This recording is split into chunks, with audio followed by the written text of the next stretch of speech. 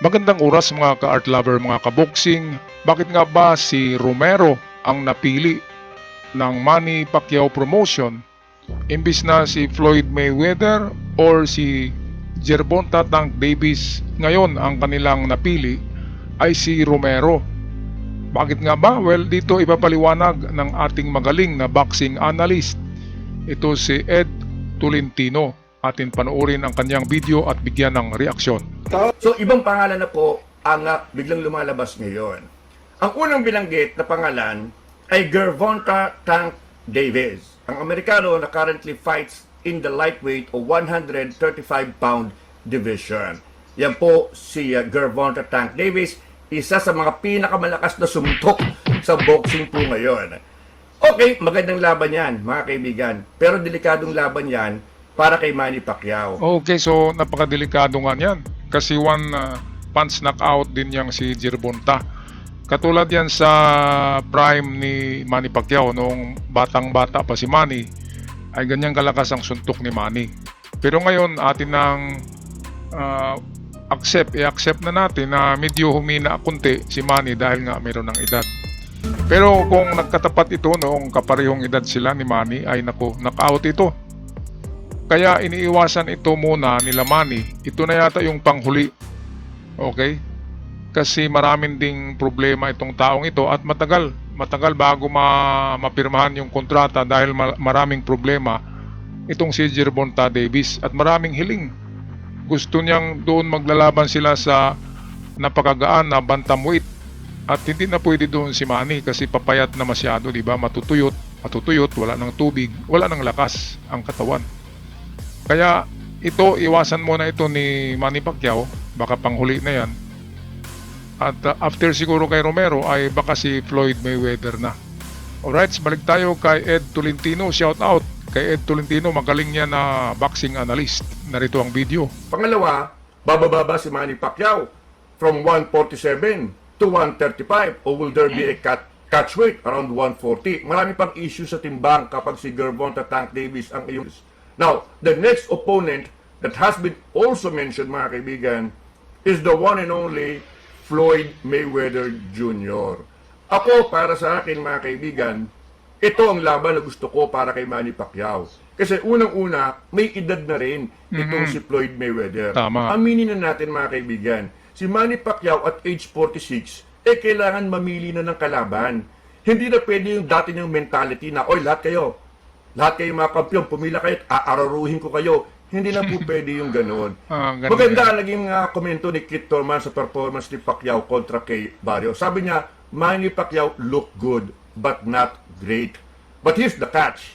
Even though he looks only good, he can still compete si Manny Pacquiao. Pero limitado na ang kanyang arsenal. So kinakailangan, he has to pick his battles, ika nga. Si Mayweather po kasi, nagretiro, walang talo, at mula noon, puro exhibition na lamang siya except for the fight with Conor McGregor. Sapagkat sigurista itong si Mayweather ayaw niyang mamantsahan ang kanyang kartada. Kung ito magiging exhibition lamang, walang kwenta po ito. Tanggalin na natin si Mayweather sa listahan ng mga next opponent ni Manny Pacquiao. An exhibition fight will not satisfy the fans. At alam ni Manny Pacquiao yan. Kaya nga sabi ni Manny Pacquiao, ang gusto niya, kung totoo ang mga balitang umuugong na siya'y meron ng problemang pinansyal na kinakaharap, ang isang laban kay Manny Pacquiao will guarantee na kung anumang problemang pinansyal meron si Mayweather, siguradong mareresolve yan. Tama.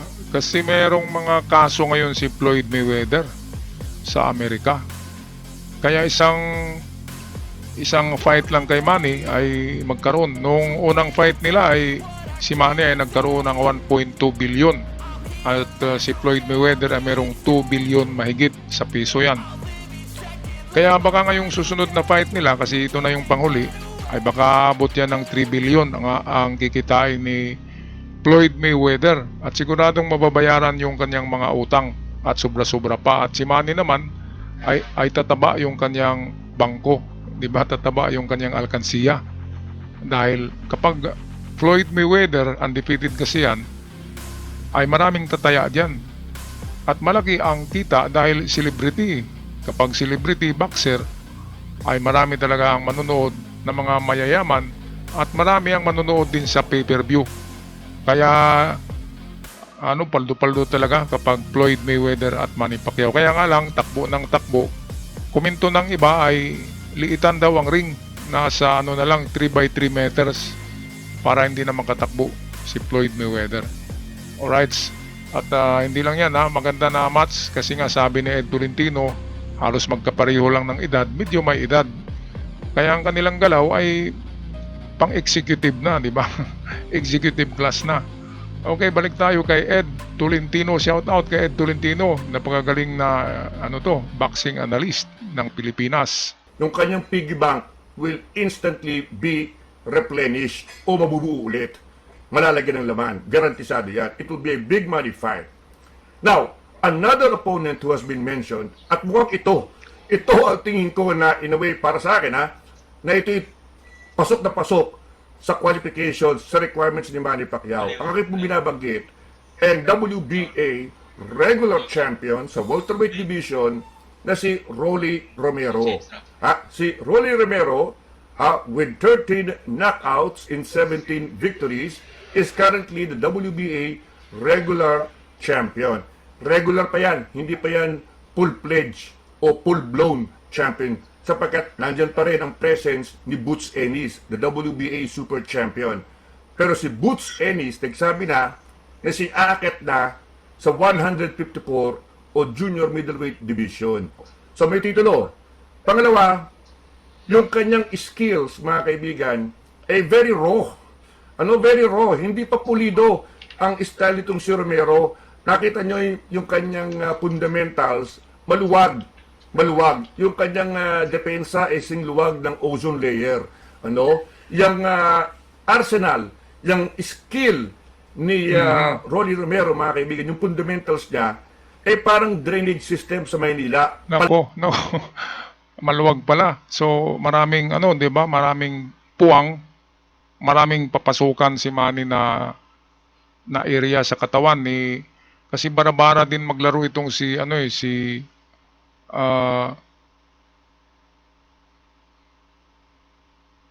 kasi bara-bara din maglaro itong si Romero. At yung records niya, 17 wins, 2 knockouts ay parang hindi maganda, di ba? 17 wins pa 2 knockout. So ibig sabihin ay wala sa kalahati sa resume ni Manny Pacquiao. Si Manny Pacquiao ay meron ng 65 yata na fight at napakarami doon ay knockout. Kaya malayo pa to, marami pang bigas na kakainin tong si Romero, Rolly Romero. Welterweight champion, regular lang, hindi full-fledged. Kaya pwedeng masungkit ni Manny dito. Mag-aabot lang sila sa catchweight na siguro sa light welterweight, doon sa mababa na timbang ng welterweight. Kasi yung doon sa welterweight talaga ay masyadong malaki si Romero doon. Masyadong mabigat. Kaya pwedeng ma-knockout si Manny Pacquiao. Kaya ito nga, tamang-tama to na pinili nila kasi parang bageto pa 17 fights pa malayong malayo sa experience ni Manny Pacquiao. Kaya nga parang ozone layer, parang drainage daw ng Metro Manila na ang luwag-luwag ng depensa. Balik tayo kay Ed Tolentino. Maraming leakage, maraming buta. May knockout power po kasi yung mama Si Gervonta Tank Davis, bagamat ni-knockout niya si Rolly Romero at in-expose yung kakulangan sa fundamentals ni Romero, inamin ni Gervonta Tank Davis na talagang malakas sumuntok yung Rolly Romero. At alam niyo naman ang ginawa kamakailan ni Rolly Romero kay Ryan Garcia. Pinabagsak niya si Ryan Garcia on his way to an upset win. So, here you have a guy na medyo fundamentally flawed but an exciting fighter, win or lose. And a guy packs power. He has a world title. At ang pinaka-importante dito, mga kaibigan, marunong magbenta ng laban si Rolly Romero. This guy is quite a character. Medyo nakakatuwa, medyo weird, but he knows how to sell a fight. Importante yan. Kasi alam naman natin si Manny Pacquiao, medyo behave yan, palangiti lang, a man of few words. Si Romero, marunong dumaldal, marunong magbenta ng laban. Ayan, so tamang-tama talaga kay Manny Pacquiao, no? Kasi kung tingnan natin yung dalawa na pagpipilian pa, Gervonta Tank ay napakalakas noon at mabilis. Pagpunta naman natin kay Floyd Mayweather ay takbo ng takbo, magaling magdepensa sa takbuhan, kaya hindi matamaan. Ngayon sa tatlo, Romero, ay si Romero lang ang parang sitting duck, yung pwedeng patamaan ni Manny. At sa depensa ay medyo walang fundamental sa depensa, sabi ni Ed Tolentino, kaya pwedeng matamaan ni Manny. At ito na, kapag natalo to ni Manny, undisputed na si Manny na champion. Andin sunod-sunod na yan, pwede nang si Floyd Mayweather, pwede nang si Gervonta Tank, at iba pang mga sikat na boxer ngayon ay pwede nang hamunin ni Manny Pacquiao para masimento niya ang kanyang ligasiya sa boxing at madagdagan ang kanyang world-breaking records katulad ng oldest champion in the world ng boxing. Alright, mga kababayan, mga ka-art lover, ka-boxing, paki-comment sa inyong gustong i-comment sa ating comment section. At sa mga bago pa lamang sa channel, huwag kalimutan mag-subscribe. Malaking tulong ito para sa aming mga content creator. Hanggang sa muli, paalam at ingat ang lahat.